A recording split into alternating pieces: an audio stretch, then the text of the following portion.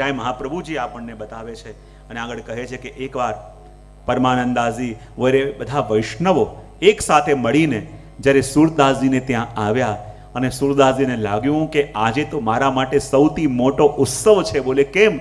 કારણ કે આટલા આટલા ભગવદીજન મારા ઘરે આવ્યા છે અને ભગવદીઓનું ઘરમાં પદાર્પણ એમને એમ થઈ શકતું નથી.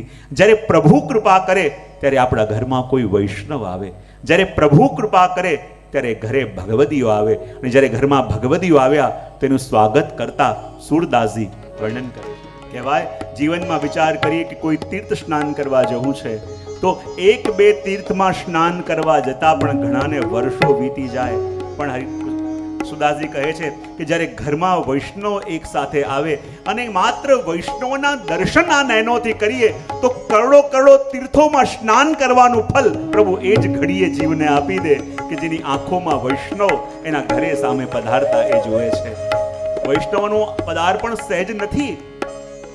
કોટી તીર્થ સ્નાન કરત ફલ, કોટી કોટી તીર્થોનું ફલ સામે ચાલીને આપણા ઘરે આવે. જ્યારે આપણા ઘરે વૈષ્ણવ આવે અને બીજા તીર્થ નાહવું હોય તો તમારે પોતે જવું પડે, પણ જ્યારે વૈષ્ણવ આવે માનો તીર્થોનું ફલ ભેગું લઈને આવે. અને એટલે તો કહે છે અને ઘરે આવીને વૈષ્ણવ પ્રસાદની કણિકા આપણે ત્યાં લે તો એની બરાબરી તો આ દુનિયામાં કોઈ કરી શકતું નથી. કહેવાય ને શ્રી ગોકુલનાથજીના પ્રસંગમાં આવે છે કે જ્યારે દુષ્કાળ એક ગામમાં પડ્યો હતો અને ગાયને નાખવાનો ચારો પણ નહોતો અને એક ગાય ભૂખી તરસી એટલી બધી અશક્ત થઈ ગઈ હતી. જ્યારે થોડું ઘાસ મળ્યું અને એની વાછડીને એ ખવડાવતા હતા અને પેલી ગાય પાસે આવી તો એને કહ્યું કે હમણાં દૂર, અને જરાક દૂર સરકાવી અને ગાય પડી ગઈ અને એના પ્રાણ ચાલ્યા ગયા. અને ગામના લોકોને ખબર પડી અને કહ્યું કે તે ગૌ હત્યા કરી છે. બધાને કહેવા લાગ્યો કે મેં તો ખાલી દૂર સરકાવ્યું અને એમાં અશક્તિને કારણે એનું સ્વાસ્થ્ય અનુકૂળ નહોતું માટેના પ્રાણ ગયા. પણ બધા કે ના, અમે માનવા તૈયાર નથી. બધા ગામના લોકોએ એનો તિરસ્કાર કર્યો, ગામમાંથી એને બહાર કાઢ્યો અને ગામની બહાર જઈને કુટિયામાં એ રહેવા લાગ્યો. એટલો તાપ થતો કે આખી જ્ઞાતિમાંથી મને કાઢી દીધો છે, મારાથી કોઈ અપરાધ થયો નથી, મેં કોઈ દોષ કર્યો નથી, ખાલી દૂર મેં સરકાવ્યું એમાં પડીને એનું સહજ મૃત્યુ થયું છે, તેમાં મારા ઉપર ગો હત્યાનો અપરાધ કેમ લાગ્યો? અને ખૂબ પીડા થઈ, ખૂબ પીડા થઈ. બધા કે કોઈ આમ કરે તો પણ એનું પ્રાયશ્ચિત છે જ નહીં.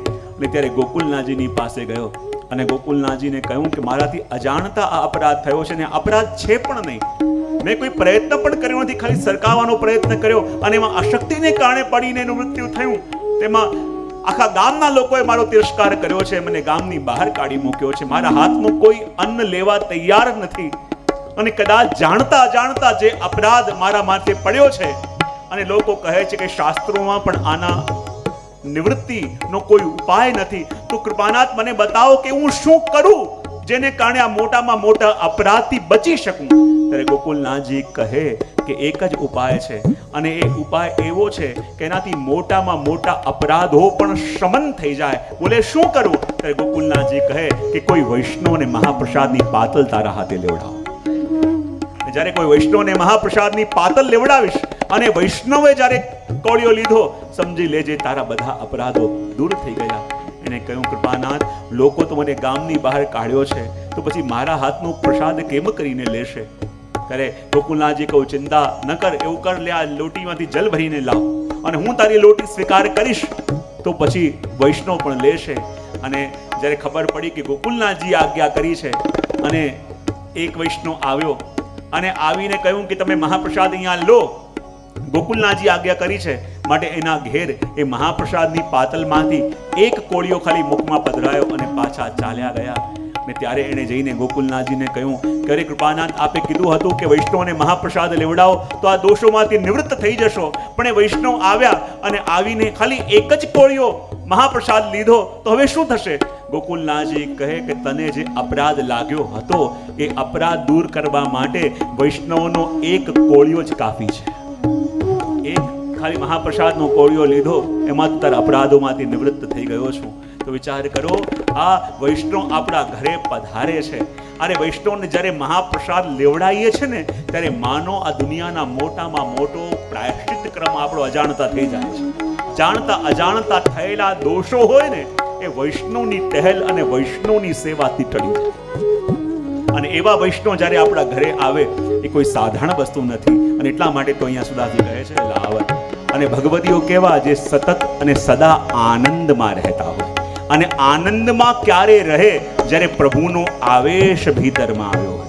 જ્યારે લૌકિક આવેશ આવે એટલે આપણે ચિંતિત થઈએ, અને પ્રભુનો આવેશ આવે ત્યારે આપણે આનંદિત થઈએ.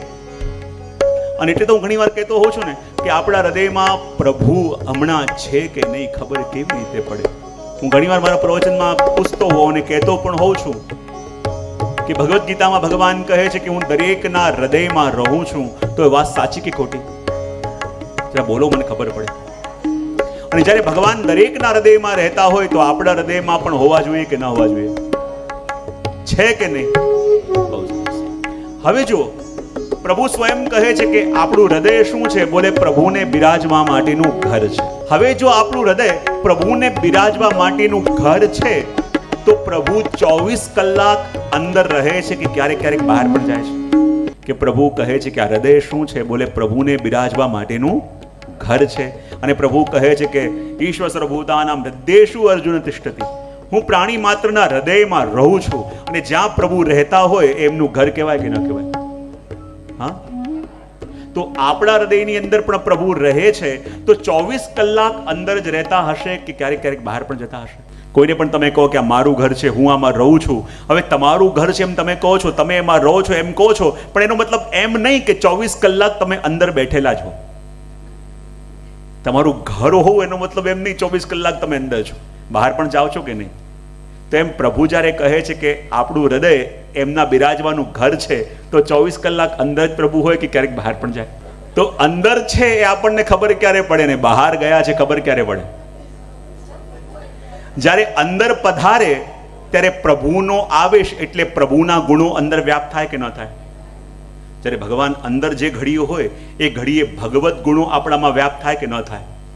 અને બહાર ગયા હોય તો એનાથી વિપરીત. બરાબર? હવે ભગવત ગુણો કયા કયા કહેવાય? પ્રભુ જ્યારે અંદર બિરાજે તો આપણી અંદર શું આવવું જોઈએ? પ્રસન્નતા, પછી ભક્તિ, પછી શાંતિ, બહુ સરસ, પછી દયા, પછી પરમાનંદ, વાહ, પછી પછી શું આવવું જોઈએ? હા, કરુણા, બહુ સરસ. કેવા કેવા શબ્દો સરસ શુદ્ધ ગુજરાતીમાં.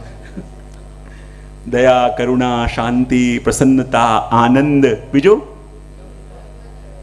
ભગવદ આવેશ, વાહ, ભગવદ આવેશ. પછી બીજું સ્મરણ, પછી અલૌકિક આનંદ. આવા સરસ સરસ શબ્દો આપણે સાંભળ્યા. બોલે આ બધા શું કહેવાય? બોલે ભગવદ ધર્મો. અને ભગવદ ધર્મો આ બધા અનુભવ આપણને ક્યારે થાય? કે જ્યારે પ્રભુ અંદર બિરાજતા હોય ત્યારે. હવે જ્યારે પ્રભુ બહાર પધારે તો એનાથી વિપરીત ધર્મો કયા કયા? બહુ સરસ. ક્રોધ, પછી ઈર્ષા. કે પ્રભુ જ્યારે ભીતર હોય ત્યારે શું થાય, શું અનુભવ થાય? અને પ્રભુ જ્યારે બહાર ગયા હોય ત્યારે શું થાય? હવે આ બંને લિસ્ટમાંથી કઈ લિસ્ટ તમને વધારે ફેમિલિયર લાગે છે? તો શું આવવું જોઈએ? બોલે ચિત્તમાં પ્રસન્નતા, ચિત્તમાં આનંદ. જે કયા કયા સારા સારા શબ્દો બોલ્યા હતા તમે? ભગવદ આવેશ ને બીજું શું હતું? શાંતિનો અનુભવ થવો, આનંદનો અનુભવ થવો. અને જ્યારે પ્રભુ બહાર પધારી ગયા હોય ત્યારે શું થાય? પછી ક્રોધ, દ્વેષ, ઈર્ષા, લોભ. હવે સાચે સાચું કહેજો કે વધારે અનુભૂતિ શેની થાય છે રોજ?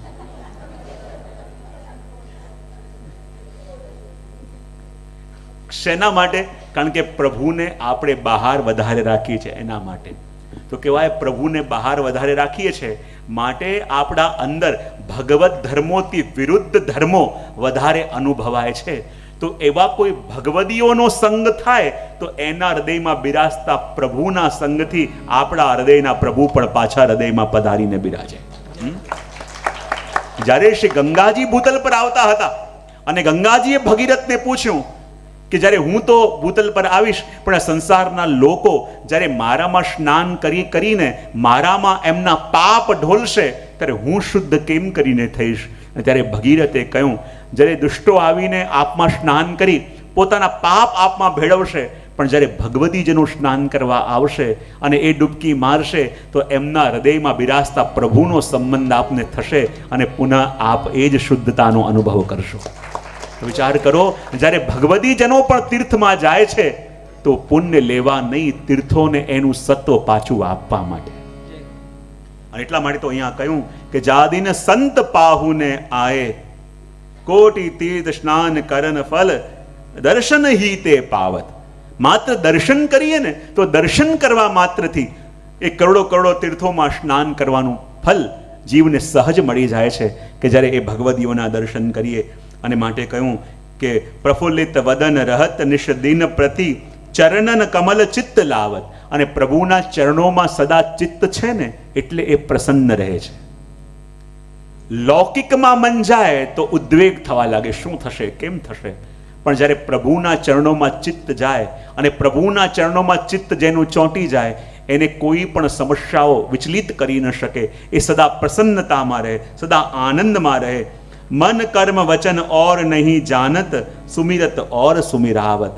એ બીજા કોઈ રીતિ રિવાજ પડતા નથી. પ્રભુનું ગુણગાન લો અને પ્રભુનું ગુણગાન બીજાને કરાવો. જ્યારે ગોકુલનાથજીને પૂછ્યું ને કોઈએ કે ભગવતી કેવા હોય, ભગવતી એટલે કોણ, એટલે ગોકુલનાથજી ભગવતી કોઈ આવે તો એમ કહેતા આવ પાપી. બધાને લાગે કે આ તો ભગવતી વૈષ્ણવ છે ને એને પાપી કહીને બોલાવે છે. તો કહે કે આ ભગવતી વૈષ્ણવ પાપી કેવી રીતે?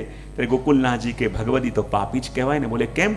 કે જે પોતે ભગવદ રસ પાતો હોય અને બીજાને પીવડાવતો હોય એ તો ભગવતી કહેવાય. તો જે ભગવદ રસ પાવે પા અને પીવડાવે પી એટલે પા. અને એટલે કહ્યું કે મન કર્મ વચન ઓર નહીં જાનત સુમિરત ઓર સુમિરાવત મિથ્યાવાદ ઉપાધિ રહિત દેહ વિમલ વિમલ જશ ગાવત સૂરદાસ પ્રીતિ કરી ઉનસો જો હરિ સુરત કરાવત. અને કહેવાય કે એનાથી પ્રીતિ કરો કે જે પ્રભુમાં પ્રીતિ કરાવે. અને આવી રીતે ભગવદીઓનું મહાત્માનું વર્ણન સૂરદાસજીએ આ પદના માધ્યમથી કર્યું. આપણો પણ સમય થઈ રહ્યો છે.